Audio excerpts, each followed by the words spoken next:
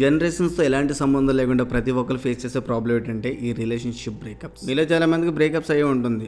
ఈ బ్రేకప్ అనే ప్రాసెస్లో ఖచ్చితంగా ఎవరో ఒకరు ఉండే ఉంటారు. ఈ బ్రేకప్ అంటే nothing but losing someone from your life. Very sad. ఈ సాడ్నెస్నే మనం గ్రీఫ్ అని చెప్పుకోవచ్చు. ఈ గ్రీఫ్లో 5 స్టేజెస్ ఉంటాయి: denial, anger, bargaining, depression and acceptancy. మనకి ఎప్పుడైనా ఒక బ్రేకప్ జరిగినా లేకపోతే ఒక ఇంపార్టెంట్ పర్సన్ మన లైఫ్లో వెళ్ళిపోయినా సరే ఫస్ట్ మనం పడే స్టేజ్ ఏంటంటే డినైల్. ఈ స్టేజ్లో మైండ్ మనకు చాలా పాజిటివ్గా పనిచేస్తుంది, నీకోసమే పనిచేస్తుంది. ఇలాంటి గొడవలు ఇంతకుముందు చాలా అయ్యాయి. నేను వాళ్ళే నీకు మెసేజ్ చేశారు కదా, no problem, she will come back or he will come back అని ఒక పాజిటివ్ మైండ్ సెట్ క్రియేట్ చేసి పెడుతుంది నీకు, ఒక హోప్ ఇస్తుంది నీకు, షీ విల్ కమ్ బ్యాక్ అని. ఈ స్టేజ్ ఓన్లీ 2-3 డేస్ ఉంటుంది అంతే. అప్పటికి నీ పార్ట్నర్ వెనక్కి రాకపోతే you will fall in to the second stage which is anger. రిలేషన్షిప్లో ఉన్నప్పుడు నేను చాలా చేశాను తన కోసం, నా లైఫ్ని సాక్రిఫైస్ చేశాను, రాత్రంతా నిద్రపోకుండా తనతో కాల్స్ మాట్లాడేవాడిని. ఈరోజు నన్ను ఇలా ఎలా వదిలేసి వెళ్ళిపోతారని ఒక తెలియని కోపం నీ పార్ట్నర్ మీద వస్తుంది.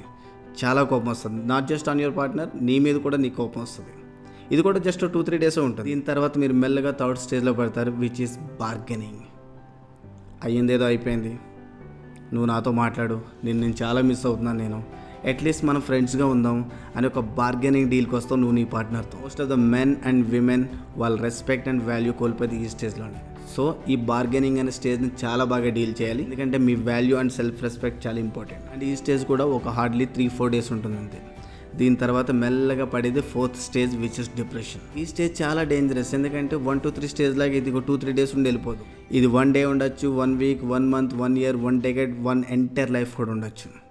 Most of the murders and suicide జరిగేది ఈ డిప్రెషన్ స్టేజ్లోనే.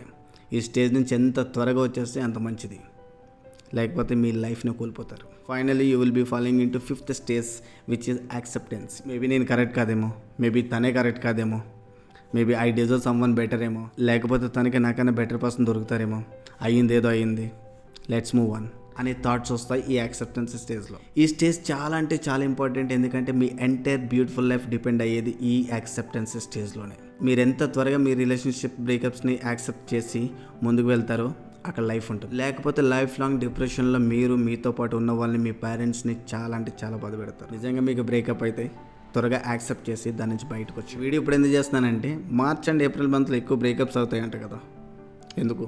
మీ ఫ్రెండ్స్లో ఎవరైనా రిలేషన్షిప్లో బాధపడుతున్నారా?